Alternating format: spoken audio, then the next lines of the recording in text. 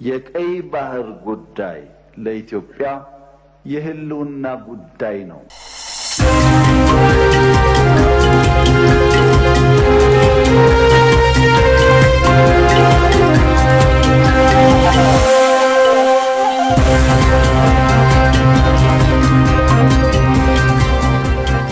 ቻይናው ፕሬዝዳንት ሺ ጂንፒንግ እና የማይናማሩ መሪ ሚን ኦንግ ያኒንግ በተለይም በዲፕሎማሲያዊ ግንኙነታቸው ዙሪያ መልእክቶችን ተለዋውጠዋል። 75ኛ ዓመት የዲፕሎማሲያዊ ግንኙነት ክብረ በዓላቸውን አስመልክተው ነው መልእክት የተለዋወጡት። እንኳን አደረሰን የሚል መልእክት ከዚሁ ጋር ማያይዘው ዢ ሲናገሩ በ75 ዓመታት የዲፕሎማሲያዊ ግንኙነት ምዕራፋችን የተለያዩ ታላላቅ ስራዎችን ሰርተናል። ጠንካራና በየጊዜውም እያደገ የሚሄድ ጥምረትንም መመስረት ችለናል ብለዋል። እንደዚሁ ሚን ኦንግ ያኒንግ ደግሞ በፊናቸው ይህንኑ ታሪካዊ የሆነ ግንኙነታቸውን ሲያነሱ በተለይም በ2020 በማይናማር ዢ ጂንፒንግ ያደረጉት ጉብኝት ይህንን ታሪካዊ ጉዟችንን የበለጠ ጠንካራ እንዲሆን አድርገውታል።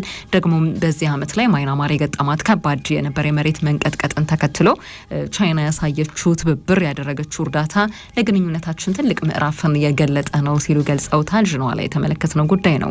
ጣሊያኖች የዜግነት ደንብን በተመለከተና የሰራተኞች ሕግ ላይ ባተኮረ መልኩ ድምጽ መስጠት ወይንም የህዝበ ውሳኔ ድምጽ መስጠት ጀምረዋል። ትናንትና ነው ይሄ የሆነው። ጠቅላይ ሚኒስትር ጆርጂያ ሜሎኒ ግን ተቃውመውታል። ህዝቡም ከምርጫው ድምጽ ከመስጠት እንዲታቀብ አሳስበዋል። አሁን ባለው ሕግ መሰረት ከአውሮፓ ሀገራት ውጪ የሆነ አንድ አዋቂነት እድሜ ላይ ያለ ሰው በጋብቻ ወይም በደም ትስስር ከሀገሪቱ የሚያዛምደው ነገር ከሌለ በስተቀር ለዜግነት ለማመልከት ለ10 ዓመት መኖር ወይንም መጠበቅ ግድ ይለዋል። ይህ ወደ 5 ዓመት ዝቅ እንዲል ነው እየጠየቁ ያሉት። 2.5 ሚሊዮን ያህል ሰዎች ከዚህ ተጠቃሚ ይሆናሉ ብለዋል። ሆኖም ግን በመንግስት ዘንድ ተቀባይነት አላገኘም። አሁን ያለው ህግ አንዳችም ለውጥ አያሻውም ብለዋል ሜሎኒ። ጃፓን ታይምስ ያስነበበው ጉዳይ ነው።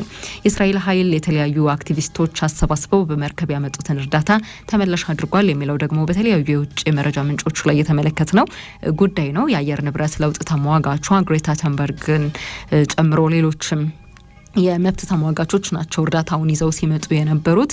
22 ዓመቷ ነው ግሬታ። በተለይ የአየር ንብረት ለውጥ ተጽዕኖን የሚቋቋመው የተለያዩ ቅስቀሳዎችን በማድረግ ትታወቃለች። የእስራኤል ውጭ ጉዳይ ሚኒስትር የባህር ኃይላችን መርከቡ አቅጣጫ ቀይሮ እንዲመለስ አዟል የሚለውን መረጃ አስቀድመውም ተናግረው ነበር። ሰላማዊ በሆነ መልኩ ተመልሰዋል ብለዋል። የተባበሩት መንግስታት ድርጅት ከ2 ሚሊዮን በላይ የሚሆኑ በጋዛ የረሃብ ስጋት ላይ ናቸው ይላል። እስራኤል የተወሰነ እንዲገባ ፈቅዳለች። እርዳታ ግን በቂ አይደለም የሚለውም ይነሳል። ያለ አንዳችም ጉዳት ወደ ሀገራቸው እንዲመለሱ ይሆናል ይህንን ያደረግነው ብለዋል የእስራኤል ውጭ ጉዳይ ሚኒስትር። ሆኖም ግን አንዳንድ የተፈጠሩ ግርግሮች ምናልባትም ትኩረትና እውቅና ለማግኘት የተደረጉ ናቸው ብለን እናምናለን የሚል ሀሳባቸውንም ጭምር ሰጥተዋል። ቢቢሲ ላይ ተመልክተነዋል ይህንን ጉዳይ። ወደ ትንታኔ መረጃችን ደግሞ እናልፋለን። ዛሬ ላይ ትኩረት ካገኙ ጉዳዮች መካከል የሎስ አንጀለስ ጉዳይ አንዱ ነው። ወደ አሜሪካ በህገወጥ መንገድ ገብተዋል የነዋሪነት ሰነድ የላቸውም የተባሉ ፍልሰተኞችን የትራምፕ መንግስት ማሳደድ ጀምሯል። በዚህም ምክንያት ሎስ አንጀለስ በርካቶች የተቃውሞ ሰልፍ ስትናወጥ ከርማለች። ዶናልድ ትራምፕም ሰልፉን በፌዴራል የጸጥታ ኃይሎች ለማብረድ እየሞከሩ ነው። ጉዳዩ ግን በአሜሪካ አጠቃላይ ሁኔታ ላይ ለውጥ ሊፈጥር እንደሚችልም እየተገመተ ነው። አዲስ ጸጋዬ ሲላይ ዝርዝር አለው።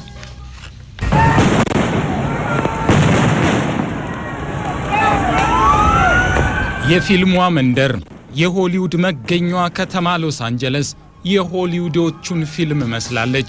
ለወትሮ መኪኖች ሲቃጠሉ፣ ወታደሮች ከተሞችን ሲወሩ የተኩስ እሩምታና ጩኸት የሚታየው በዚያ በሆሊውድ በተሰሩ ፊልሞች በሲኒማ ቤቶች ነበር። አሁን ሎስ አንጀለስ ይህንን የሲኒማ የምናብ ታሪክ በእውኗ እያየችው ነው።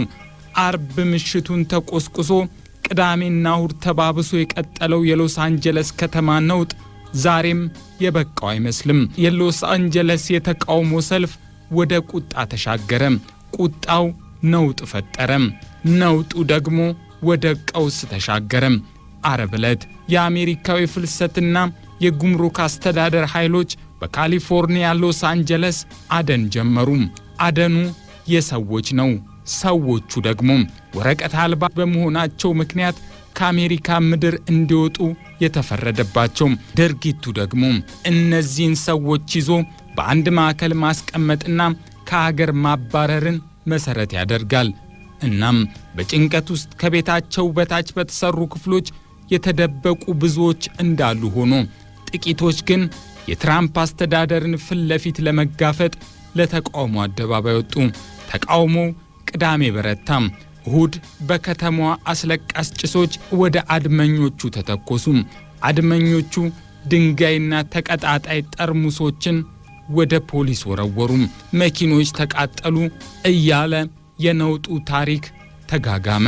የአሜሪካው ፕሬዝዳንት ዶናልድ ትራምፕ የሀገሪቱ ፍርድ ቤት እንደቅዳቸው ወረቀት አልባ ፍልሰተኞችን ከሀገር እንዲያስወጡ ፍቃድ ሰጥቷቸዋል። መንገዱንም ጀምረውታል።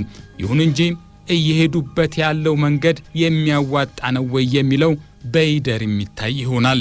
የቀድሞ ፕሬዝዳንት ቢል ክሊንተን አማካሪ የነበሩት ሎራ ሾርዝ እንደሚሉት ግን የዶናልድ ትራምፕ አካሄድ የአሜሪካንን አንዳንድ ስርዓቶች የሚያዛባ ሊሆን ይችላል። ትራምፕ ነውጡን ለማብረድ 2000 የሚጠጉ የፌዴራል የጸጥታ ኃይሎችና ወታደሮችን ወደ ሎስ አንጀለስ ማሰማራታቸው በብዙዎች ከፍተኛ ቁጣ ፈጥሯል። በካሊፎርኒያና በሎስ አንጀለስ ባለስልጣናትም ጭምር። በአሜሪካ ሕግ የግዛት ሉዓላዊነት ባላቸው ከተሞች የሚፈጠሩ እንዲህ አይነት ግጭቶችና ረብሻዎች በግዛቲቱ አስተዳደር ጥያቄ መሰረት ብቻ የፌዴራል የጸጥታ አካል እንዲገባ በግልጽ ተቀምጧል። ያ ካልሆነና የግዛቱና የከተማው አስተዳዳሪዎች ጥያቄ የማያቀርቡ ከሆነ ግን ጉዳዩ በከተማዋ ፖሊሶችና የጸጥታ ኃይሎች ብቻ መፈታት ይችላል የሚል ግምት አለ። ይሁን እንጂ ዶናልድ ትራምፕ ይህንን ሕግ ደርምሰው ካለ ግዛት አስተዳዳሪው ጋቪን ኒውስኮም ካለ ከተማዋ ከንቲባ ኬረን ባስ ጥያቄ የፌዴራሉን ኃይል በከተማዋ እንዲገባ አድርጓል። ይህ በአሜሪካ ፖለቲካ ስርዓት ላይ አሉታዊ ተጽዕኖ እንደሚያሳድር ነው ብዙዎች ያነሱ ያሉት። ዶናልድ ትራምፕ ግን በኤክስ ገጻቸው እንዲህ ሲሉ ጻፉ። የግዛት አስተዳዳሪው ጋቪን ኒውስኮም እና ከንቲባዋ ኬረን ባስ ስራቸውን መስራት ካልቻሉ ፌዴራል መንግስቱ ችግሩን ይፈታዋል።